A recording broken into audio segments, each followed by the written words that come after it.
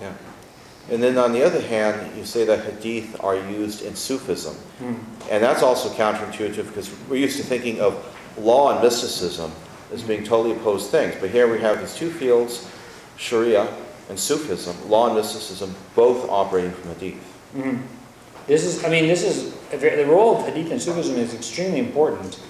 For three reasons, and more reasons if you want, but three in general. One is that, Sufis get the idea of Sufism as kind of the supererogatory third level of Islamic piety. Above, the basic faith and practice, you have this level of seeking perfection in your faith.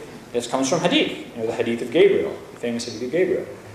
In addition, when you look at how, let's say, people were studying Sufism in the 1000s in Naisapur, or the 1100s in Nishapur in Iran, right?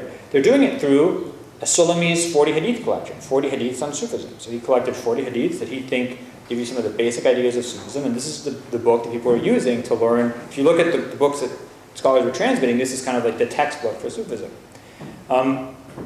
Second, hadith are very important because and this is one of these instances when a lot of hadith are actually made up, but used anyway. So, like, for example, Ibn Arabi has lots of hadiths, like the hadith of the hidden jewel. It's a famous hadith where the prophet is quoting God, and God says, I was a hidden jewel, and I wanted to be known, so I created the world, and I made the world know me, and the world knew me. So you have these incredible metaphysical explanations given in the form of hadiths that are not actually true, but represent some truth in the teachings of Sufism. Or you have things like, and then the third way is that the idea of the isnad, the chain of transmission, is the same thing as the Sufi silsila, the Sufi chain of teaching that goes through which the teachings of the Sufi master are traced back to the Prophet.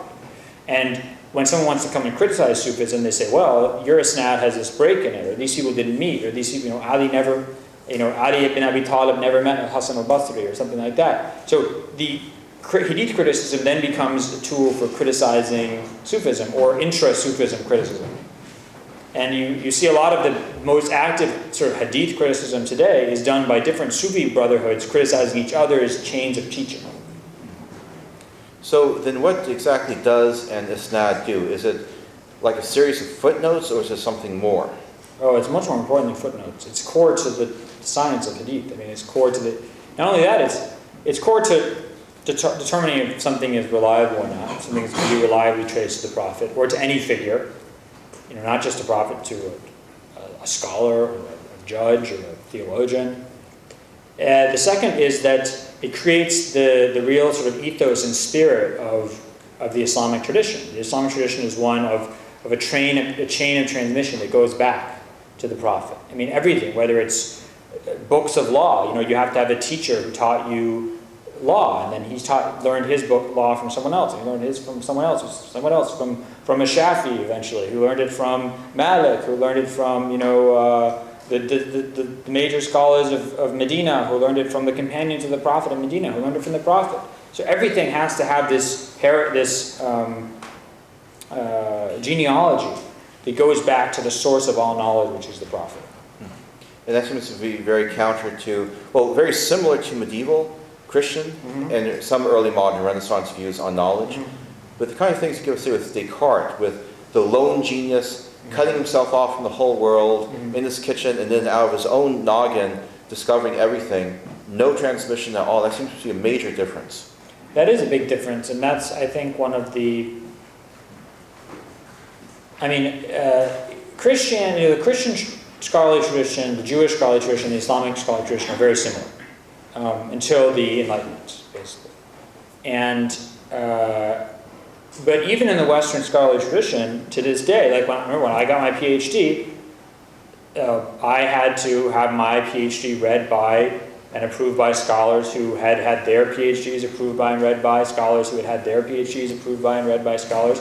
And when I passed my dissertation, there's a piece of paper, and there had to be a certain number of PhDs there who were going to sign this. And this was my induction into the chain of transmission of scholarship. And if you ever want to know about this, there's a fascinating movie called The Paper Chase with this I guess he was a hunk in his day, Timothy Bottoms, is that his name? Tragically named Timothy Bottoms.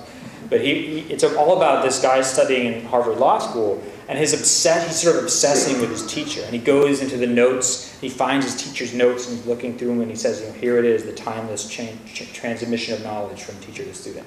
And the way that he obsesses over his teacher, and the idea of this transmission of knowledge, I show this to my class because this is a great way to understand how Muslims sort of obsess over their teachers and the cult of personality around the sheikh.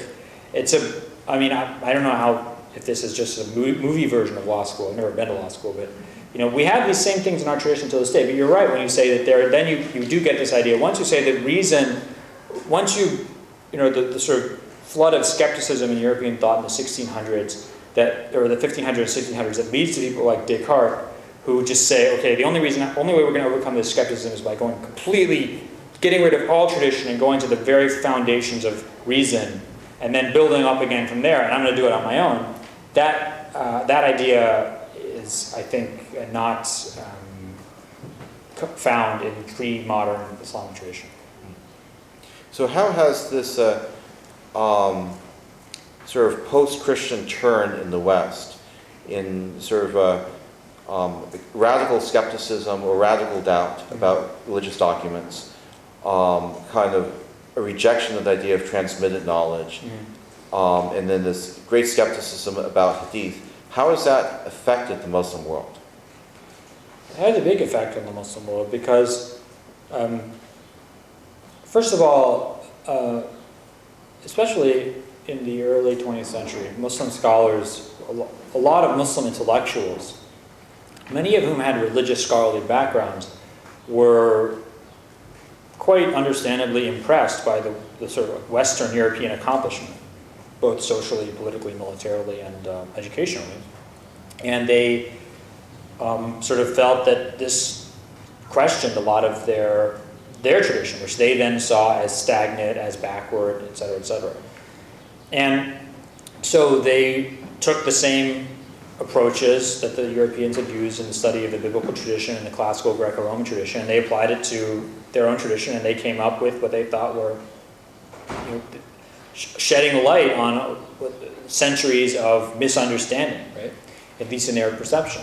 A lot of these, there was a time in Azhar University in the 1950s where they were using like Goldziher's book to teach in Azhar.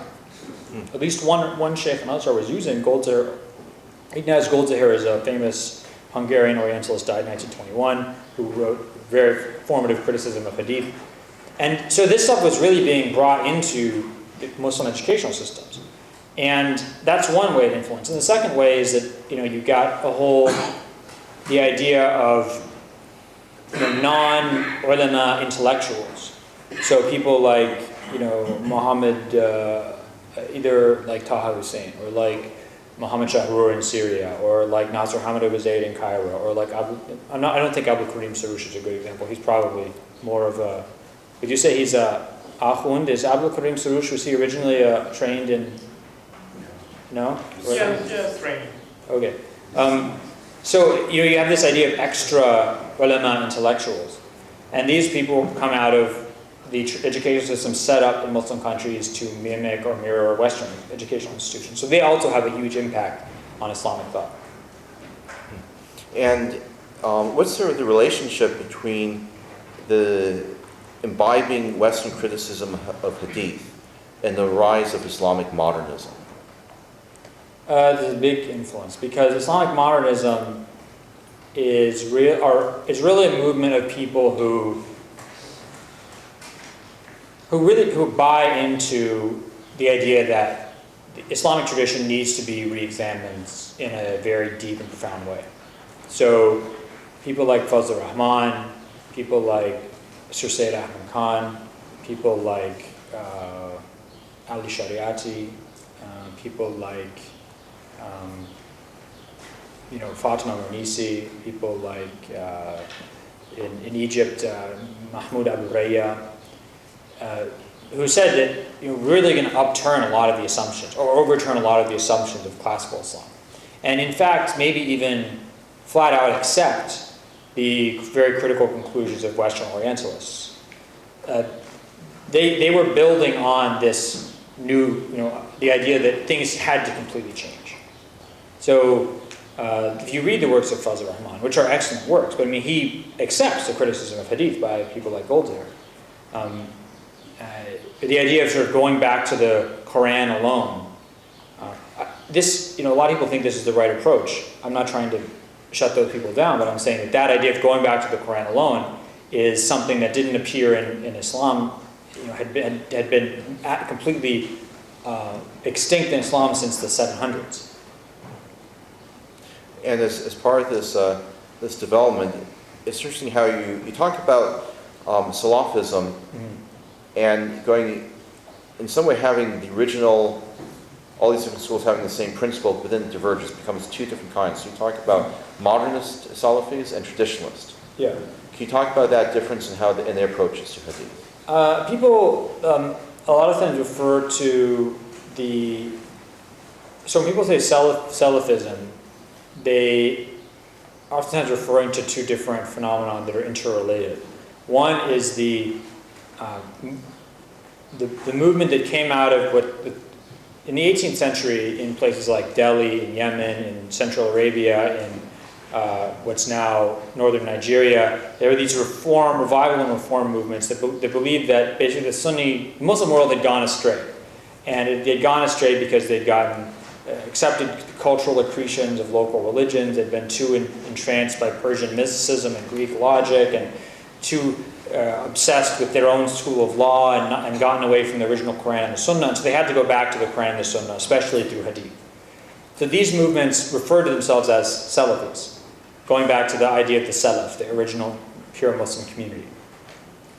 These revival and reform movements are the source of the Wahhabi movement, the Ahl Hadith and the Shah Wali Allah movement in India and Pakistan, the Sokoto Caliphate in northern Nigeria, and their descendants in places like Damascus and Baghdad and Cairo, in the Arabian Peninsula, in Pakistan and India today, are very influential.